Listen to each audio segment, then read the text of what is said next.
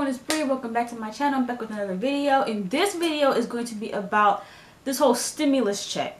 So the stimulus check, right? I forget when the first one came out, but of course it was like in the beginning of, you know, quarantine, this whole pandemic, and stuff like that. The first stimulus check that we have received, I'm only speaking on America because that's where I live. I just found out I have some viewers in other countries. Hello. But yeah, so, you know, in America, the first stimulus check that we received was $1,200. Now, you know, a lot of people were complaining about the $1,200 because, you know, $1,200, when you think about the cost of living, is not much. Now, yes, $1,200 will cover rent in most places. A lot of people were saying that it doesn't, but I mean, even like an apartment in DC, apartments in DC, they do cost a lot, but I've seen most of them range like between like $1,000 to $1,200 in rent. And so I do think that in terms of just rent alone, the $1,200 probably did help out a lot of people. But when you look at the cost of living, you don't just have rent. Like, it's not just you pay rent and then you're fine. You have rent, you have groceries, you have like extra bills to pay, you know, electricity, water. You know, people have, well, people can say that having money for like a car note is not the responsibility of the government, because a lot of people see cars as a luxury. So I'll give you that. Clothes, you should have clothes if you're living, you know, if your rent is like around that much, you should, you know, have clothes or whatever. So yeah, really just food, bills, rent. I'm trying to think what else. I mean, don't even factor in if you have children. I mean, that alone will definitely raise up the cost. So, you know, to a lot of people, $1,200 didn't seem like much, and I agree, it probably could have been higher. I heard that Canada was getting like $2,000 like off rip, and they were getting it like every single month. So, you know, I don't know how they factored that money. I don't know where they got that money from. If it was even possible to increase that money, I don't know. But, you know, $1,200 was like, you know, a lot of people kind of just say, you know, okay, like, fine, like, whatever. But the second stimulus check is $600. They cut it in half, which is just beyond me, because, again, like, especially during the holiday season, like, how do you cut the stimulus check package from $1,200 to $600, and during the holiday season? To me, that just seemed real grimy. And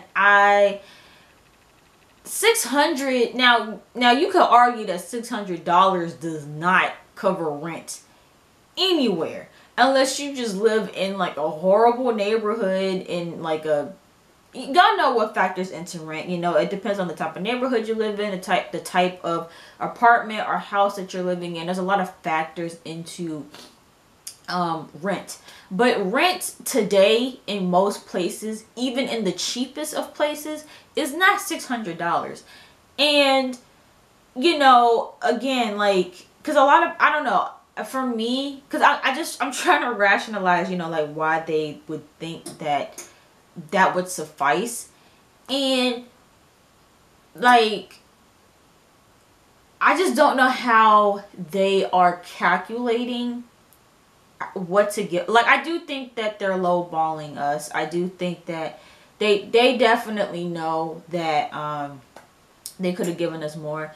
And let's talk about this too. I know people have been talking about Trump and how he's been demanding that I don't know if it's the Senate or Congress, whoever in, you know, government, he's been asking them to pass to approve a stimulus bill that would be $2,000, which I definitely would. I mean, hello, anybody would want that, but please don't be fooled by that.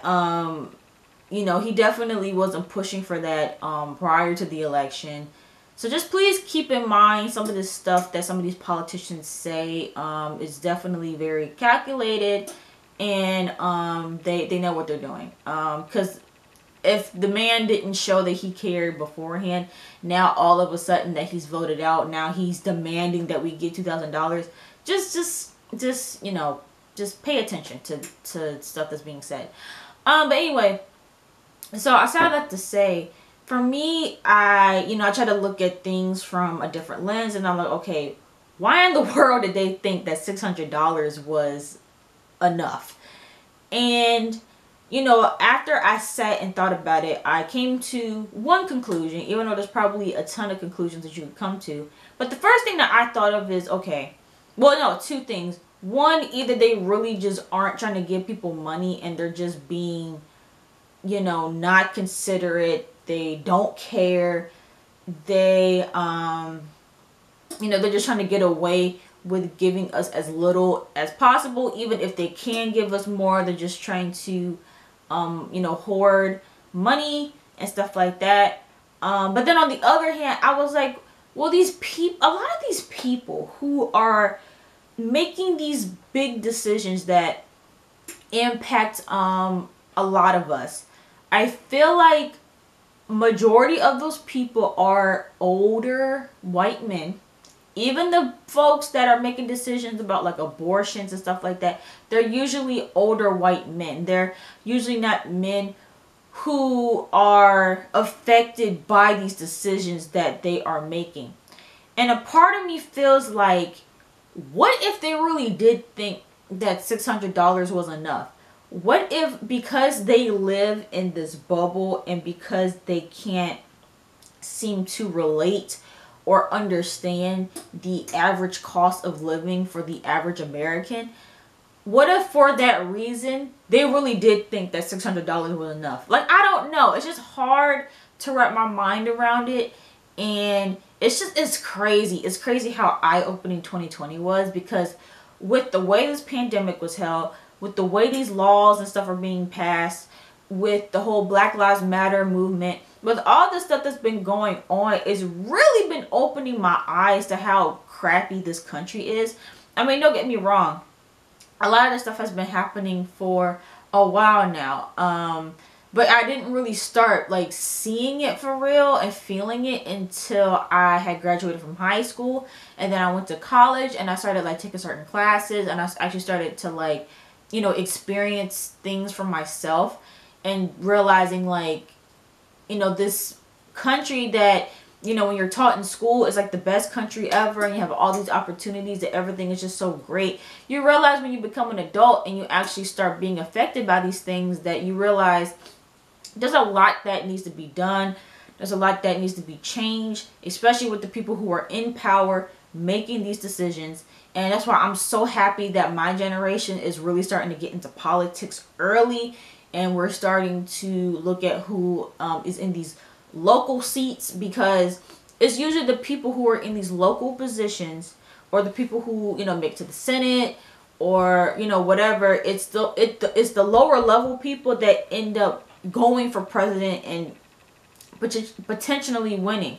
And so I say all this to say, if you're mad and upset about we've already voted and we've already gotten our new president, but just keep in mind for the future, remember this pandemic, and even just some of the other stuff that's been going on, and just understand why it's important to vote, because you want to have people in office that will do anything in their power to make sure that we are taken care of in a crisis situation like this, and people who will do everything in their power to keep us safe and to keep us from even being in a situation where we have to shut things down and we have to be sent checks just to keep on, living and thriving. Like, just make sure that you're really like paying attention to what's going on in the world and seeing what you can do, and what your part can be in changing this for the future. Because right now, right this second, there's nothing that we can do. But moving on and moving forward, just understanding like how important that stuff is. But yeah, I don't know what people are going to do with this little $600. I mean, the people who really, really need it, I'm sure they are going to put it to good use as much as they possibly can. But also too, and I hate that this is a conversation every single time a new stimulus check comes out, or whenever the topic becomes you know, relevant in the news and stuff like that. These people, it is mainly on Twitter, and you know, people love to call them LLC Twitter. Now, I don't really claim myself to be LLC Twitter because I don't have one yet. But I am obviously in business. Like, I have a business. I've been trying to run my own business for like years now, like probably over 4 years now. So, so I do understand. I understand both sides, right? And basically, you have these people who every single time a stimulus check comes around, they always try to tell people what to do with it. And usually it boils down to, you need to use your entire stimulus check. You need to invest it in a business. Go open up a business. Go buy a LLC. Go invest your money. And I understand that it's coming from a good place, because it's coming from a place of, we want to see people win and we want to see people succeed, and maybe that's how they were able to succeed and gain wealth, and they want people to do what they did. But people have to understand, like, everything is not like black and white and cut and dry like that. Like, just because you go take your stimulus check and open up a business doesn't mean it's gonna succeed. Like, where do people get that if you could have everything. You could have everything laid out. You could have your business plan. You could have all your products, your website. You could have everything that you need to start a business. But that's just the foundation. Like, there's so much more that goes into running a successful business. Not just a business, a successful business. A business that's actually going to make you profit, and it's actually going to put steady money in your account. It takes years for most people to get that far. You think Amazon blew up as soon as you know, it became a thing? No, like, it takes years, it takes money, it takes blood, sweat, and tears. And honestly, for most people, it takes for you to continuously lose money to eventually get it back. Again, speaking from my own experience, I've been trying to do this for so long, and I'm still not making, you know, a whole lot of sales. Like, I'm down to my last little bit, you know, right now, trying to keep my store running. And so, you know, it's people gotta stop thinking that just because you open up a business that you're gonna become a millionaire like overnight. Like, it doesn't happen like that. It does for some, a very select few. And because those select few tend to go viral on Twitter, people think that it just happens for everybody, but it doesn't. Like, again, it takes a lot of trial and error. You have to, you know, learn a lot. Like, it's a lot. And the same thing with investing in stocks. That too, like, that's stuff that you have to learn. You can't just throw your money into a company and expect to get that money back. Like, people have a hard time with stocks, because stocks, you know, and investments, they go up and down all the time. Like, you could put your money into something like Netflix, right? And you're thinking to yourself, oh, Netflix does pretty well. Like, you know, I'll put my money here. And then as you know, Netflix just tanks. And then you lose all your money. Like, it's a lot. Like, investing into stocks, you know, they even have like classes on that. Like, that's stuff that you have to learn. That's stuff that it may take you a couple of times to put your money into something, lose it, and then, you know, like, it's a learning curve. Everything is a learning curve. And so I don't agree with all these people that are saying, you know, take all your money and put it into this one thing and, oh, you become a millionaire. It doesn't happen like that. Not all the time. Unless you know what you're doing. You have to know what you're doing with business, with investing, anything like that, where you're putting your money into something and you're expecting to get it back. You have to research, and you have to know what you're doing.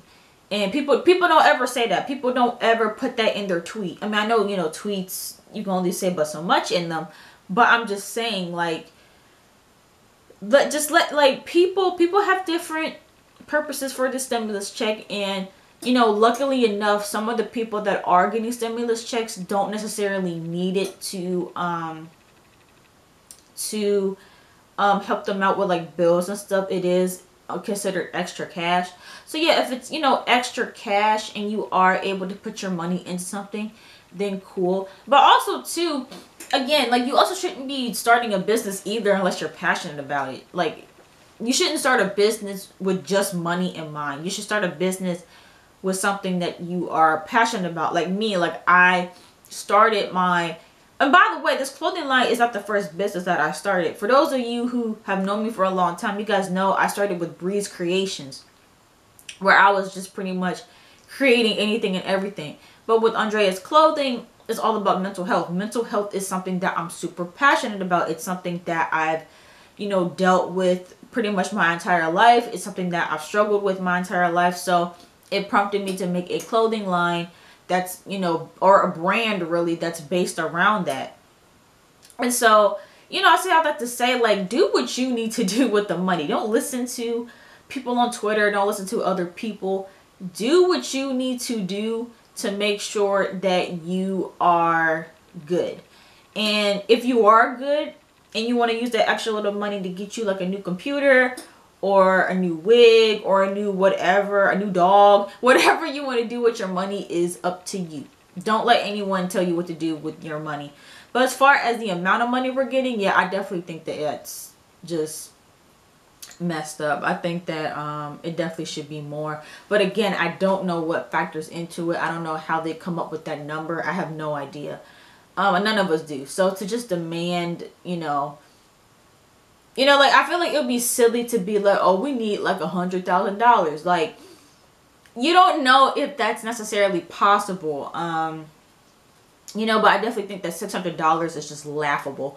Yeah. But anyway, let me know your guys' thoughts in the comments down below about this whole stimulus check situation. Make sure you guys give this video a big thumbs up if you enjoyed it. And don't forget to subscribe to my channel. And I will see you guys in the next video. Bye.